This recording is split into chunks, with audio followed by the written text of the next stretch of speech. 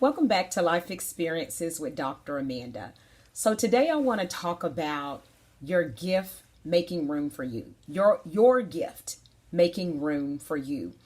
And this comes from a scripture in Proverbs 18 and 16 that simply says, a man's gift, or meaning a woman, a man's gift maketh room for him and bringeth him before great men. So first I want to look at the first part of that verse. A man's gift maketh room for him. So what's a gift? What is considered a gift?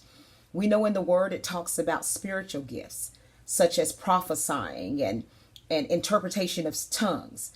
But also we know that there are other gifts that God has given us. For example, there's a parable about the talents, how the talents were used and how the individuals increased it, And I think, even gifts such as compassion and caring, there are some people who that's their ministry.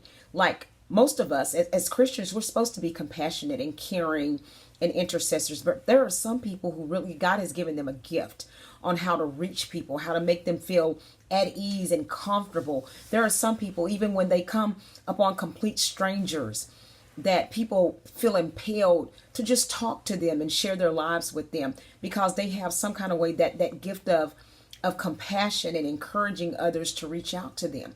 So there are so many different kinds of gifts. So when I see this verse, I believe that it is speaking to anything God has given us the ability to do through him, meaning that gift will make room for us. Making room for us, meaning that gift will open doors, that we will have the opportunity to use that gift that God has given us the way that he sees fit for us to use it. And I think sometimes with this scripture, when we read it, that sometimes unconsciously we attempt to make room for our gift. The scripture says that our gift will make room for us. But sometimes we try to put ourselves in the place that we think we should be with our particular gift. And I'll use myself for an example. God has given me a gift of ministry through song. And I know that he's given me that. He's confirmed it and he's told me. Now, in times past, I believed I should be doing certain things with my gift. And so for a while there, I literally was unconsciously trying to put myself where I thought I should be in my singing. And then sometimes I considered individuals who were not giving me the place that I thought I should have in that particular area.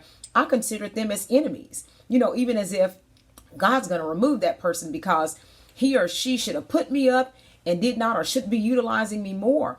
And sometimes unconsciously we may get there. For example, one of your gifts or your callings could be ministering by preaching the gospel. And you feel like, well, my pastor doesn't allow me to preach on the pulpit enough.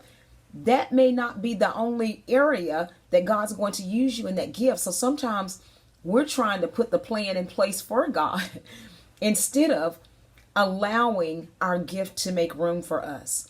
So what we have to do is we have to simply trust God. We have to do what we're supposed to do. Seek out opportunities to be used by him, to use our gifts for his glory and his honor, and let him work out the rest. The scripture says, remember, your gift will make room for you. And we know that the way that gift is going to make room is that the Lord is going to make room for it. He's going to utilize our gift to do that, not the other way around, us making room or opening a door for our own gift. So that's something we really have to stay focused on. And so I'm going to stop right there. I know there's a second portion of that verse that talks about putting us before great men.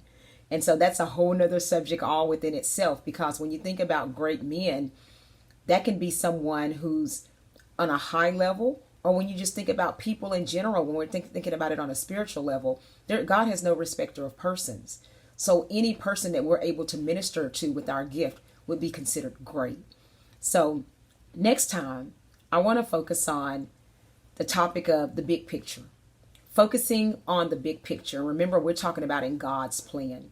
So as always, please subscribe to the channel if you have not already, share it with others, and have a wonderfully blessed rest of the week. Stay blessed.